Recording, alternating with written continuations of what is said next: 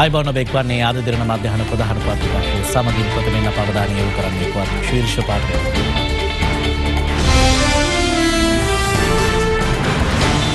Covid ආරක්ෂණ මාර්ගෝපදේශ මැද්දේ මහමැතිවරණයට රටම සූදානම්. මහමැතිවරණයේ අවසන් ප්‍රතිඵලය 6 වනදා මධ්‍යම රාත්‍රියේ. මනාප ප්‍රතිඵල 7 වෙනිදා. අභිනව පාර්ලිමේන්තුව ලබන 20 වෙනිදා කැඳවීමේ අතිවිශේෂ ගැසට් පත්‍රය නිකුත් කෙරේ. මද්‍රව්‍ය ජාවාරමට සම්බන්ධ නාකොටික් නිලධාරීන් ලබන 18 තෙක් යලි රිමාන්ඩ්. කොවිඩ් වෛරසය සතුන්ගෙන් මිනිසා වෙත බෝ වී ඇති බවට ලෝක සෞඛ්‍ය සංවිධානය තහවුරු කරයි.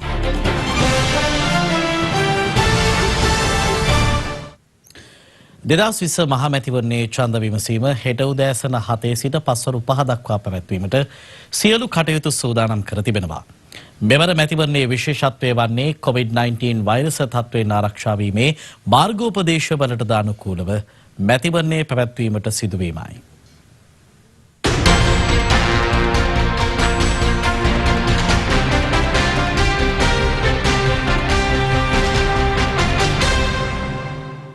මැතිවරණ දිස්ත්‍රික්ක 22ක් සඳහා පිළිගත් දේශපාලන පක්ෂ 20කින් මෙන්ම ස්වාධීන කණ්ඩායම් 34කින් අපේක්ෂකයින් 7452 දෙනෙකු මෙවර තරඟ වදිනවා. ඡන්දය ප්‍රකාශ කිරීමට සුදුසුකම් ලබා ඇති ඡන්දදායකින් සංඛ්‍යාව 1,60,885ක්. ඒ සඳහා දිවයින පුරා ඡන්ද මධ්‍යස්ථාන 12985ක් ස්ථාපිත කර තිබෙනවා. ස්වයං නිරෝධායනයට ලක්ව සිටින ඡන්දදායකින්ට හෙට පස්වරු 4න් පසු ඡන්දය දැමීම සඳහා පැමිණෙන්නේයි මැතිවරණ කොමිසම ඊයේ ඉල්ලා සිටියා. දිවයිනේ මැතිවරණ දිස්ත්‍රික්ක කිහිපයක ඡන්ද මධ්‍යස්ථානවල සූදානමයි මේ.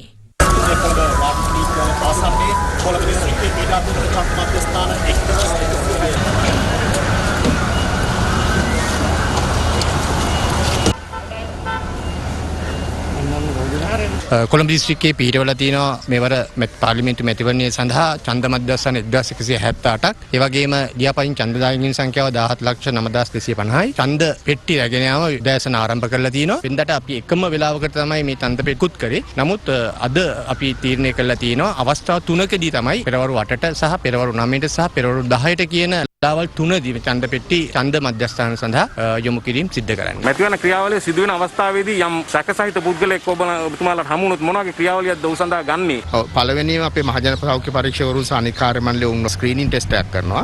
ඊට පස්සේ සැකසහිත පුද්ගලයන්ව අපේ විශේෂ වෛද්‍ය කණ්ඩායමක් ඉන්නවා. ඒ කට්ටිය වෙත යොමු කරලා අදාළ පියවර ගන්නවා. ඡන්ද මධ්‍යස්ථාන නම් අපි සම්පූර්ණයෙන්ම 100%ක්ම පාලිත තත්ත්වයන් අපි යටතේ ඒ ඡන්ද මධ්‍යස්ථාන ලෑස්ති කරලා තියෙනවා.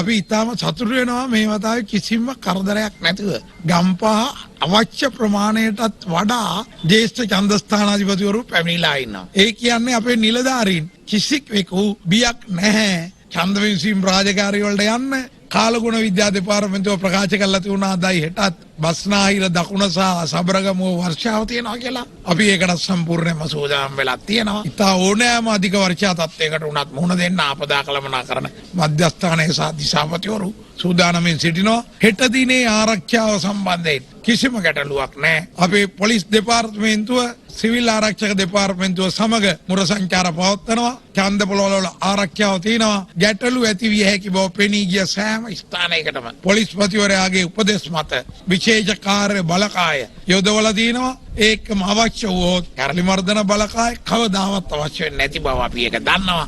නමුත් අපි ඒකට සූදානම් වෙලා ඉන්නවා. අගෝස්තු 10 වෙනිදා වෙනකොට සියලුම ගැසට් නිවේදන දෙන්න පුළුවන් කියලා බලාපොරොත්තු වෙනවා. ප්‍රතිඵල දෙන්න පුළුවන් කියලා අපි බලාපොරොත්තු වෙනවා. 6 වෙනිදා මධ්‍යම රාත්‍රියට පෙර මනාප ප්‍රතිඵල 7 වෙනිදා මධ්‍යම රාත්‍රියට පෙර ඒ ටික ගැසට් කරන්න පුළුවන් අපට. 8 වෙනිදා ඒ වගේම ජාතික ලයිස්තුව 9 වෙනිදා આવොත් 10 වෙනිදා ගැසට් කරලා ඒක ඉවර කරනවා.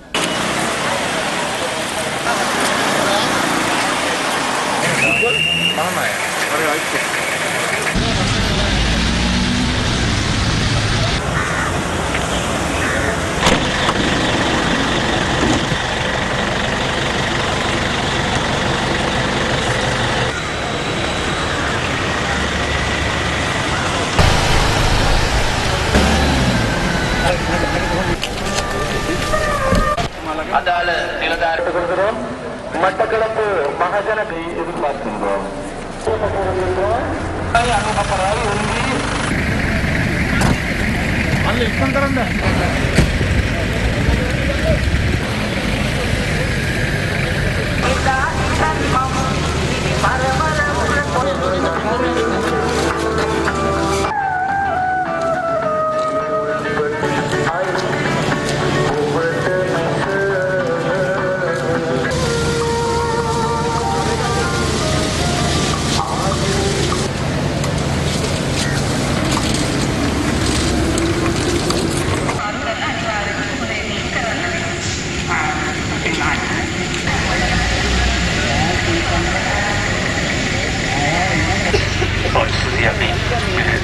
सामान्य जनवार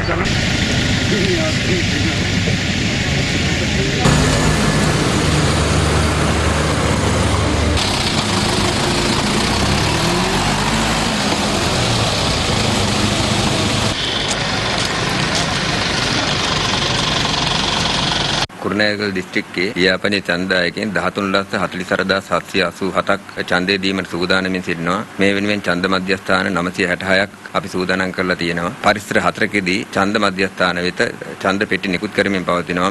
නිල ඡන්ද දැන්වීම් පත්‍රිකා මෙතෙක් ලැබී නොමැති ඡන්දදායකින්ට අද සහ හෙට තම ප්‍රදේශයේ තැපැල් කාර්යාලවලින් ඒවා ලබාගත හැකි බව තැපැල් දෙපාර්තමේන්තුව නිවේදනය කළා. නිල ඡන්ද දැන්වීම් පත්‍රිකාවක් නොමැතිවද ලියාපදිංචි ඡන්දදායකින්ට සිය අනන්‍යතාව තහවුරු කිරීමෙන් පසු ඡන්දය ප්‍රකාශ කිරීමට අවස්ථාව හිමි වනවා. හෙට දින පැවැත්වෙන මහ මැතිවරණයෙන් පසු අභිනව පාර්ලිමේන්තුව අගෝස්තු 20 වෙනිදා කැඳවීමේ අතිවිශේෂ ගැසට් නිවේදනය ඊයේ මධ්‍යම රාත්‍රියේ ප්‍රකාශයට පත් කෙරුණා. ආණ්ඩුක්‍රම ව්‍යවස්ථාවෙන් සහ පාර්ලිමේන්තු මැතිවරණ පනතින් පැවරී ඇති බලතල ප්‍රකාරව ජනාධිපති ගෝඨාභය රාජපක්ෂ මහතාගේ අත්සනින් යුක්තවයි එම ගැසට් නිවේදනය නිකුත් වී තිබුණේ.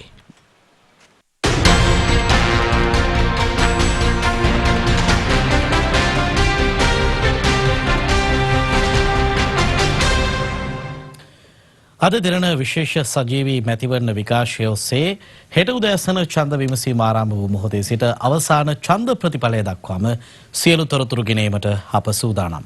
ඒ අනුව හෙට පැවැත්වෙන ඡන්ද විමසීමේ උණුසුම් තතු ඔබ වෙත ගෙනීම සඳහා අද දින කණ්ඩායම් මේ වන විටත් දිවයිනේ සියලුම පළාත් වෙත පිටත්ව ගොස් සිටිනවා. ඡන්ද විමසීමේ සූදානම් පිළිබඳව තොරතුරු දැන ගැනීම සඳහා අප ප්‍රථමයෙන් සම්බන්ධ කරගන්නවා යාපනයේ මේ වන විට රැඳී සිටින මදු ශංකී රෝෂාන්. අයබුවන්. මම මේ මොහොතේ සම්බන්ධ වන්නේ යාපනයේ මධ්‍ය විද්‍යාලයේ ඉදිරිපිට සිට මේ ස්ථානයෙන් තමයි යාපනයේ දිස්ත්‍රික්කයේ තුල පිහිටි සියලුම ඡන්ද මධ්‍යස්ථාන වෙත ඡන්ද පෙට්ටි සහ ඡන්ද පත්‍රිකා නිකුත් කිරීම සිදුවන්නේ. මෙහි තේරිම්බාර නිලධාරීවරයා අපත් සමගින් සඳහන් කරා අද උදෑසන සිටම ඡන්ද පෙට්ටි සහ ඡන්ද පත්‍රිකා නිකුත් කිරීම ආරම්භ වූ බව. මේ වන විටත් ඡන්ද මධ්‍යස්ථාන විශාල ප්‍රමාණයකට ඡන්ද පෙට්ටි සහ ඡන්ද පත්‍රිකා නිකුත් කර අවසන් බවටයි ඔහු අපත් සමගින් සඳහන් කරේ. ඒ වගේම තමයි විශේෂයෙන්ම හෙට දවසේදී ඡන්ද දායකයන් 5,71,848 දෙනෙකු ඡන්ද මධ්‍යස්ථාන 508කදී ඡන්දය භාවිතා කිරීමට නියමිතයි යාපනයේ දිස්ත්‍රික්කයේ තුල. ඒ වගේම තමයි මේ ඡන්ද පෙට්ටි නිකුත් කරන ස්ථානයේදී අපි ගියවරට වඩා වෙනසක් දකිනවා. ඒ හේතුව තමයි ගියවර ඡන්ද පෙට්ටි නිකුත් කිරීමේදී මේ ස්ථානයේ විශාල තදබදයක් අපිට දකින්නට හැකියාව ලැබුණා. නමුත් අද දවසේදී එතරම් තදබදයක් අපිට දකින්නට හැකියාව ලැබෙන්නේ නැහැ මේ ස්ථානයේ. ඒ වගේම තමයි මේ සියලුම ක්‍රියාවලී සමාජ දුරස්ථභාවය ආරක්ෂා කරගනිමින් සිදු කරන ආකාරය තමයි අපිට දකින්නට හැකියාව ලැබෙන්නේ. ඉතින් අපි සූදානම් අද දවසේ වගේම හෙට දවසේ ඡන්ද විමසීම ආරම්භ වූ මොහොතේ සිට ඔබට තොරතුරු එසනින් වාර්තා කිරීමට සමිත ප්‍රදර්ශන කාවින්ද රණවක ඉෂාන් අරුණ සමගින් මම මදුසංකි රෝෂාන් යාපනයේ ප්‍රදේශයේ සිට. කුරුණෑගල දිස්ත්‍රික්කයේ මැතිවරණ සූදානම පිළිබඳව දැන ගැනීමට අප දැන් සම්බන්ධ කරගන්නවා එහි සිටින චතුරංග බණ්ඩාර.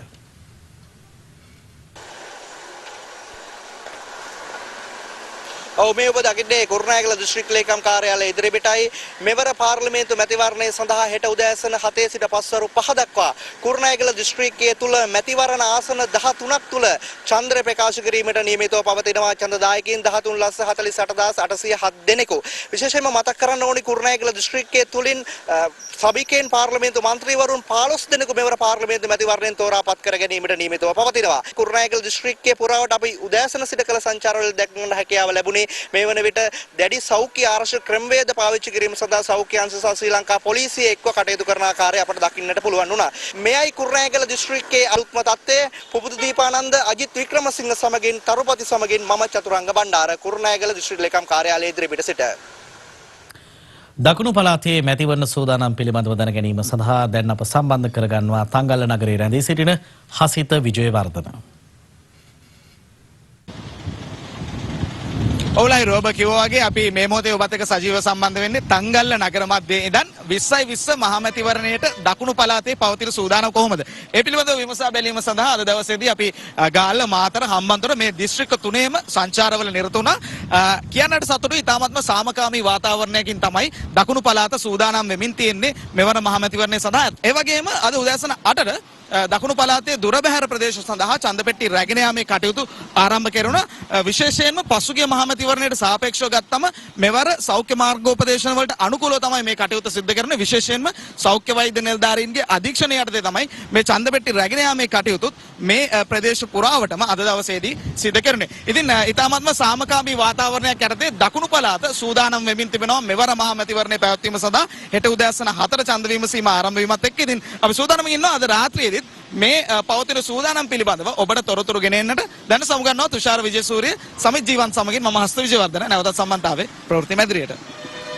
ස්තුතියි හසිත තොරතුරු ගෙනීම සම්බන්ධයෙන් ගම්පහ ප්‍රදේශයේ ඇති මැතිවරණ සූදානම පිළිබඳව දැන ගැනීමට අපි දැන් සම්බන්ධ කරගන්නවා එහි තාලුක මුණසිංහ. අපි අද දවසේ ගම්පහ දිස්ත්‍රික්කයේ පුරාම සංචාරයක නිරත වුණා. අපිට දැක ගන්නට ලැබුණා මේ මොහොත වන විට ඡන්දය සඳහා අවශ්‍ය කරන සියලු යටිතල පහසුකම් සැප ආදී අවසන් බව දිස්ත්‍රික් තේරීම්බාර නිලධාරීවරයා අප සමග ප්‍රකාශ කළේ. ඒ සඳහා අවශ්‍ය කරන ආරක්ෂාව සහ ප්‍රවාහන පහසුකම් වගේම සෞඛ්‍ය පහසුකම් සියල්ලත් සපුරා ඇති බව තමයි. සවස් ප්‍රධාන පුවත් ප්‍රකාශයෙන් නැවත අප හමු වනතුරු සමගන්නවා මම තාලුක මුණසිංහ සමන් සමගින් ගම්පහ නගර මැදේ සිට. කොළඹ ඇති මැතිවරණ සූදානම පිළිබඳව දැන ගැනීමට අපි දැන් සම්බන්ධ කරගන්නවා තරිඳු ගුරුගේ. මේ මොහොතේදී මා රැඳී සිටින්නේ කොළඹ රාජකීය විද්‍යාලයේ පිහිටුවා ඇති ඡන්ද ගණන් කිරීමේ මධ්‍යස්ථාන ඉදිරිපිටයි. ඉතින් කොළඹ දිස්ත්‍රික්කයට අදාළව ඡන්ද ගණන් කිරීමේ මධ්‍යස්ථාන 4ක් පිහිටුවා තිබෙනවා. කොළඹ රාජකීය විද්‍යාලය, කොළඹ ඩී.එස්. සේනානායක විද්‍යාලය, කොළඹ තර්ස්ටන් විද්‍යාලය සහ කොළඹ ඉසිපතන විද්‍යාලයන්හි තුල. ඉතින් මේ මොහොත වන විට මේ මැතිවරණ ඡන්ද ගණන් කිරීමේ මධ්‍යස්ථාන 4ෙන්ම කොළඹ මැතිවරණ දිස්ත්‍රික්කයට අදාළ මැතිවරණ කොට්ටාශ 16කට අයත් ඡන්ද පෙට්ටි සහ ඡන්ද පත්‍රිකා මුදා හැරීමේ කටයුතු මේ වන විට සිදු වෙනවා. අද උදෑසන වරුවේ සිටම මේ කටයුතු මේ ස්ථානවලදී සිදු වුණා. ඉතින් ඡන්ද දායකයන් 17,09,209 දෙනෙකු මෙවර කොළඹ දිස්ත්‍රික්කයේ තුලින් ඡන්දය භාවිතා කිරීමට සුදුසුකම් ලබා තිබෙනවා. මේ තමයි කොළඹ දිස්ත්‍රික්කයේ ප්‍රධානම මැතිවරණ ගණන් කිරීමේ මධ්‍යස්ථානයක් වන කොළඹ රාජකීය විද්‍යාලයේ ඉදිරිපිට තත්වයේ මේ වන විට මා සූදානම් නැවතත් සම්බන්ධතාවය ලබා දෙන්නට ප්‍රවෘත්ති මැදිරියට. 2020 මහමැතිවරණයට අදාළ ඡන්ද විමසීමේ සියලු තොරතුරු රූපවාහිනිය, ගුවන්විදුලිය, ජංගම දුරකථනය සහ අන්තර්ජාලය ඇතුළු වැඩිම මාධ්‍ය ගණනාවක් ඔස්සේ ඔබ වෙත ගෙනීමට අද දෙරණ මේ වන විටත් සියලු කටයුතු සූදානම් කර අවසන්. අද දෙරණ විශේෂ සජීවී මැතිවරණ විකාශය ඔස්සේ හෙට උදෑසන 7ට ඡන්ද විමසීම ආරම්භ වූ මොහොතේ සිට අවසාන ඡන්ද ප්‍රතිඵලය දක්වාම සියලු තොරතුරු ගෙනීමට අප සූදානමින් සිටිනවා. ඒ අනුව හෙට උදෑසන 6:30ට ආරම්භ වන දෙරණ අරුණ වැඩසටහනේ සිට අවසන් ඡන්ද ප්‍රතිඵලය දක්වා සජීවීව ඔබ වෙත තොරතුරු ගෙනෙන්නේ සිංහල, දමිළ සහ ඉංග්‍රීසි භාෂා ත්‍රිත්වයෙන්මයි. එසේම ඩයලොග් සහ POTV නාලිකාංක 14 ඔස්සේ අද දෙරණ 24 පැය නාලිකාව මගින්ද මහමැතිවරණයේ ඡන්ද විමසීමේ තොරතුරු ගෙනීමට අප සැලසුම් කර තිබෙනවා. එමෙන්ම FM 92.2 92.4 ඔස්සේ FM දෙරණ මගින්ද මැතිවරණ ප්‍රතිඵල ගෙනෙනු ලබනවා. අපගේ වෙබ් අඩවිය වන www.adaderana.lk තුලින් දවසේ පැය 24 පුරාම භාෂා ත්‍රිත්වයෙන්ම සහ Facebook, YouTube හා Twitter සමාජ වෙබ් අඩවිය ඔස්සේද මැතිවරණ ප්‍රතිඵල එසැනින් ඔබ වෙත ගෙනීමට අද දෙරණ සූදානම්. එමෙන්ම ඔබ භාවිත කරන ඩයලොග්, මොබිටෙල්, හච්, එයාටෙල් සහ එටිසලාට් යන ඕනෑම ජංගම දුරකථන ජාලයක් ඔස්සේ අද දෙරණ කෙටි පණිවිඩ සේවාව මගින්ද ඡන්ද විමසීමේ සියලු තොරතුරු මෙන්ම ප්‍රතිඵලද ඔබ වෙත ගෙනීමට මේ වන විටත් සියලු කටයුතු සූදානම් කර අවසන්.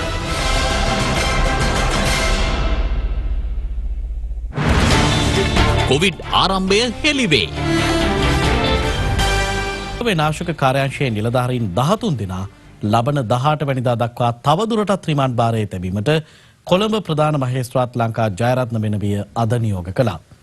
මේ අතර රක්ෂිත බන්ධනාගාරගත කර සිටින මීගමුව බන්ධනාගාරයේ හිටපු අධිකාරී අනුරුද්ධ සම්පායෝ අද පස්වරුවේ මීගමුව මහේස්ත්‍රාත් අධිකරණයට ඉදිරිපත් කිරීමට නියමිතයි. මද්‍රව්‍ය ජාවාරම්කරුවන් සමග සබඳතා පැවැත් වූ බවට චෝදනා එල්ලවන මද්‍රව්‍ය නාශක කාර්යාංශයේ නිලධාරීන් සම්බන්ධයෙන් අපරාධ පරීක්ෂණ දෙපාර්තමේන්තුව අද කොළඹ මහේස්ත්‍රාත් අධිකරණයට වැඩිදුර වාර්තාවක් ඉදිරිපත් කළා. නමුත් එම විමර්ශනයට අදාළව මේ වන විට රක්ෂිත බන්ධනාගාර ගත කර සිටින සැකකරුවන් 13 දෙනා අද දින අධිකරණයට ඉදිරිපත් කෙරුණේ නැහැ. ඒ සම්බන්ධයෙන් බන්ධනාගාර අධිකාරිවරයා අධිකරණයට වාර්තාවක් එවමින් මෙම සැකකරුවන් අගුණකොළ පැලැස්ස බන්ධනාගාරයේ රඳවා සිටින බවත් කොවිඩ් වසංගත තත්ත්වය හේතුවෙන් ඔවුන් අද අධිකරණයට ඉදිරිපත් නොකරන බවත් දැනුම් දී තිබුණා. අපරාධ පරීක්ෂණ දෙපාර්තමේන්තුව සමග අධිකරණය හමුවේ කරුණු දැක් වූ රජයේ නියෝජ්‍ය සොලිසිටර් ජෙනරාල් දිලීප පීරිස් මහතා එම සිද්ධියට අදාළව දැනට සිදු කර තිබෙන විමර්ශනවල ප්‍රගතිය අධිකරණය හමුවේ වාර්තා කර සිටියා. මෙහිදී මහේස්ත්‍රාත්වරයා විසින් සැකකරුවන් වෙනුවෙන් ඉදිරිපත් කළ ඇපඉල්ලීමක්ද ප්‍රතික්ෂේප කරනු ලැබුවා. ඉදිරිපත් වූ කරුණු සලකා බැලූ මහේස්ත්‍රාත්වරිය සැකකරුවන් ලබන 18 වනදා දක්වා රිමාන්ඩ් භාරයේ තැබීමට නියම කරනු ලැබුවා. මේ අතර මීගමුව බන්ධනාගාරයේ හිටපු අධිකාරිය අනුරුද්ධ සම්පායෝ අද පස්වරුවේ මීගමුව මහේස්ත්‍රාත් අධිකරණයට ඉදිරිපත් කිරීමට නියමිතයි. සැකකරු ඊයේ දිනේ මීගමුව නිලනොලත් මහේස්ත්‍රාත් කේ.ජී. කරුණාජීව මහතා වෙත ඉදිරිපත් කිරීමෙන් පසු අද දිනේ දක්වා රක්ෂිත බන්ධනාගාරගත කෙරුණා. නව ආසාදිතින් 5 දෙනෙකු ඊයේ දිනේ හඳුනා ගැනීමත් සමග මෙරට සිටින COVID-19 ආසාදිතින් සංඛ්‍යාව 2828 දක්වා ඉහළ ගොස් තිබෙනවා. මේ අතර ගෝලීය කොවිඩ් ආසාදිතින් ගණනද මේ වන විට 1,84 ලක්ෂ ඉක්මවා අවසන්.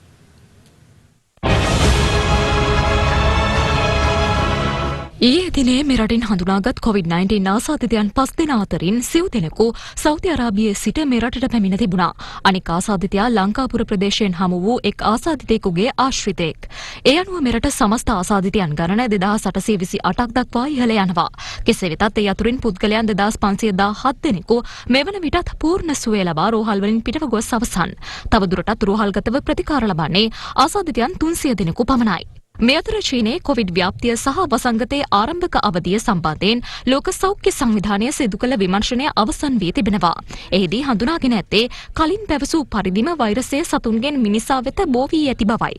එමෙන්ම එය වූහාන්හි සත්ව මාංශ අලවිසැල් වලින් ව්‍යාප්තිය ආරම්භ වී ඇති බවත් හඳුනා ගැනුණා. මේ අතර ඕස්ට්‍රේලියාවේ ජනාකීර්ණ මෙල්බර්න් නුවර කඩවේදී කර්මාන්තශාලා සහ අත්‍යවශ්‍ය නොවන ව්‍යාපාර ආයතන වසා දැමීමට බලධාරීන් පියවර ගනිමින් සිටිනවා.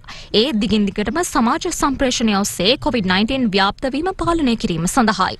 මෙතර කොවිඩ් අවදානම සලකා මිලියන 10කට අධික ජනතාවක් වෙසෙන පිලිපීනයේ මැනිලා අගනුවර සහ ඒ සමීප කලාප අද සිට නැවතත් පූර්ණ අකර්මණ්‍ය කිරීමකට ලක් කර තිබෙනවා.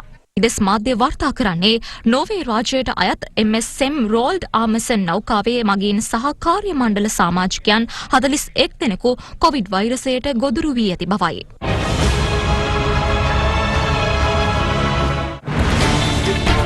වැටුණු අලි ගොඩගත් හැටි.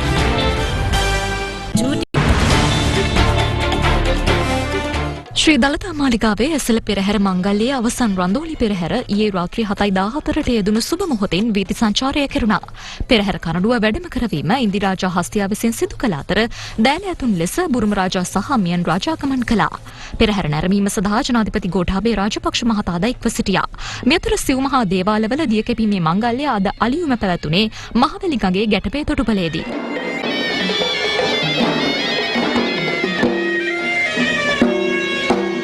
මාතර අපරැක්ක ප්‍රදේශයේදී ඇඟලුම් කම්හල් සේවිකාවන් පිරිසක් ප්‍රවාහනය කළ වෑන් රථයක් තවත් ඇඟලුම් සේවිකාවන් ප්‍රවාහනය කළ බස් රථයක ගැටී සිදු වූ අනතුරකින් කාන්තාවන් දෙදෙනෙකු ජීවිතක්ෂයට පත්ව තිබෙනවා.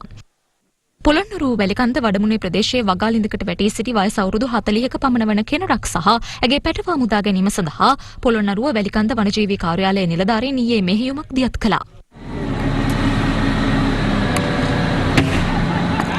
ඉඳලා අම්මාව නම් අය යන්නේ මෙතෙන් වෙලාවට අපිට ජේතිපේ ළඟට බෑ. කැත් සමග අද දෙරණ මධ්‍යහන පාත් විකාශයෙන් මාවට සුබ දවසක්.